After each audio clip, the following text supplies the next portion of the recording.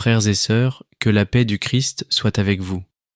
Aujourd'hui, la parole nous conduit dans deux récits bouleversants, deux histoires qui se répondent, celle de Jonas, le prophète qui fuit la mission de Dieu, et celle du bon Samaritain, l'homme qui s'arrête quand tous les autres passent. Deux histoires, deux attitudes. L'une parle de la fuite, l'autre parle de la compassion. Mais toutes deux nous posent la même question. Et toi, que fais-tu de la parole que Dieu t'adresse ? La parole du Seigneur fut adressée à Jonas, fils d'Amittai. Lève-toi, va à Ninive, la grande ville païenne, et proclame que sa méchanceté est montée jusqu'à moi. Mais Jonas se lève pour fuir. Il descend à Jaffa, paie son billet, monte sur un bateau en partance pour Tarsis, et le texte précise, loin de la face du Seigneur. Frères et sœurs, combien d'entre nous sont comme Jonas ? Dieu nous parle, il nous envoie, il nous confie une mission, mais nous prenons le chemin opposé. Nous nous cachons derrière nos excuses, nos peurs, notre confort. Nous fuyons l'appel, croyant qu'on peut échapper à Dieu. Mais la parole est claire. Le Seigneur lança sur la mer un vent violent. Ce n'est pas une punition, c'est un rappel. Dieu n'envoie pas la tempête pour détruire Jonas, mais pour le réveiller. Et voici Jonas, endormi au fond du bateau pendant que tout le monde panique. Il dort, inconscient du danger. Un sommeil lourd, symbolique, celui de l'homme qui refuse d'écouter Dieu. Le capitaine le réveille. « Lève-toi, invoque ton Dieu, peut-être qu'il nous sauvera. » Cette scène est d'une puissance incroyable. C'est le monde païen qui réveille le prophète endormi. Ce sont les marins, ceux qui ne connaissent pas encore le Dieu d'Israël, qui appellent Jonas à la prière. Frères et sœurs, parfois, Dieu se sert même des non-croyants pour nous réveiller. Quand nous dormons spirituellement, quand nous fuyons notre mission, il envoie une voix extérieure, une épreuve, une parole, une rencontre, pour nous ramener à lui. Les marins découvrent la vérité. C'est Jonas qui fuit Dieu. La tempête est la conséquence de sa fuite. Et Jonas, lucide, leur dit « Prenez-moi, jetez-moi à la mer, et elle se calmera. » Ce n'est pas un geste de désespoir, c'est une reconnaissance. Jonas admet « Oui, j'ai fui. Oui, j'ai désobéi. Oui, je suis la cause de ce tumulte. » Alors il le jette à la mer, et le calme revient. La mer s'apaise, mais le prophète disparaît dans les flots. Et c'est là que Dieu intervient, non pas pour le juger, mais pour le sauver. Le Seigneur donna l'ordre à un grand poisson d'engloutir Jonas. 3 jours et 3 nuits, Jonas demeure dans le ventre du poisson. 3 jours de ténèbres, de silence, d'isolement. C'est une descente spirituelle, une mort symbolique, mais c'est aussi une renaissance, car c'est dans le ventre du poisson que Jonas prie.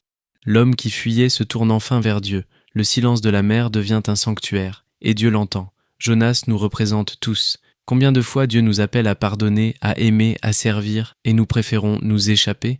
Combien de fois évitons-nous ceux qui souffrent, ceux qui nous dérangent, comme si leur regard pouvait troubler notre paix ? Mais Dieu ne se lasse pas. Il nous poursuit non pour nous punir, mais pour nous réorienter. La tempête n'est pas la fin du voyage, elle est le début du retour. Dans l'Évangile, Jésus répond à une question. « Maître, que dois-je faire pour avoir la vie éternelle ?» Et le docteur de la loi cite la plus belle synthèse de toute la Bible. « Tu aimeras le Seigneur ton Dieu et ton prochain comme toi-même. » Mais il cherche à se justifier. « Et qui est mon prochain ?» Alors Jésus raconte une parabole, celle d'un homme tombé entre les mains des bandits, laissé à moitié mort sur le chemin. Un prêtre passe, un lévite passe, mais tous deux s'éloignent. Et voici qu'arrive un Samaritain, un étranger, un homme méprisé par les Juifs. Lui s'approche, il voit, il est ému, il agit, il verse de l'huile et du vin, il soigne, il transporte, il paie. La compassion, mes amis, n'est pas un sentiment, c'est une décision d'amour, un choix d'interrompre sa route pour secourir celui qui souffre. Le bon Samaritain ne demande pas qui est l'homme blessé, il ne demande pas s'il est juif, païen, riche ou pauvre. Il agit simplement, il incarne ce que Jonas avait fui, la mission de Dieu. Dieu avait dit à Jonas, « Va vers Ninive, va vers les autres ». Jonas a fui. Mais le Samaritain, lui, va vers l'autre. C'est toute la différence entre la fuite et la fidélité. Jonas fuit la miséricorde, le Samaritain l'accomplit. Et si nous regardons bien, le bon Samaritain, c'est le Christ lui-même. C'est lui qui s'arrête sur le bord de la route du monde. C'est lui qui voit l'humanité blessée par le péché. C'est lui qui s'approche, verse le vin de son sang, l'huile de son esprit et nous confie à l'auberge, l'Église, pour que nous soyons guéris. Le Christ, le véritable Samaritain, prend sur lui nos blessures et paie le prix de notre salut. Cette parole nous invite à nous regarder en vérité. Suis-je Jonas, celui qui fuit la mission, ou suis-je le Samaritain, celui qui agit malgré le risque ? Suis-je celui qui s'éloigne du blessé, ou celui qui s'arrête ? Combien de fois ai-je choisi de ne pas voir? Combien de fois ai-je justifié mon indifférence par de belles raisons? Je n'ai pas le temps, je ne peux rien faire, ce n'est pas mon rôle. Mais Jésus nous dit aujourd'hui, va, et toi aussi, fais de même. C'est un ordre doux, mais exigeant. Aimer n'est pas une émotion, c'est un engagement, un combat contre notre égoïsme, une victoire sur notre peur.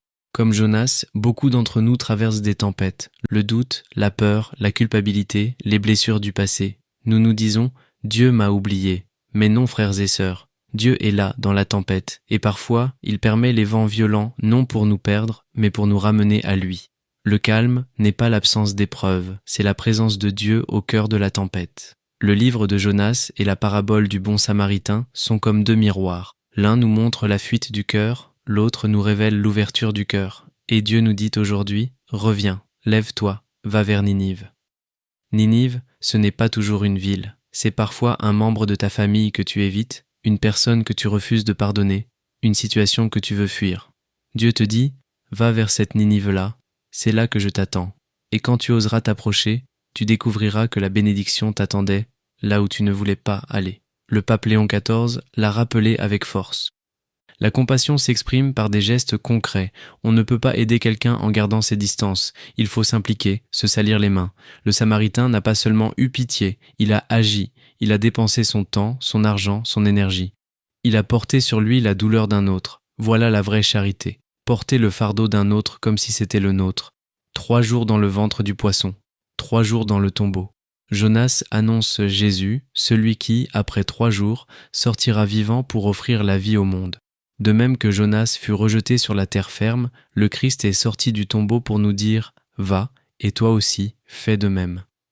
La mission de Jonas s'accomplit pleinement dans le Christ. Proclamer la miséricorde, offrir le pardon et appeler à la conversion. Frères et sœurs, aujourd'hui, la parole nous appelle à un choix clair, fuir comme Jonas ou aimer comme le Samaritain. À chaque jour, Dieu te dit « Lève-toi, va et sois mon témoin. Ne fuis plus.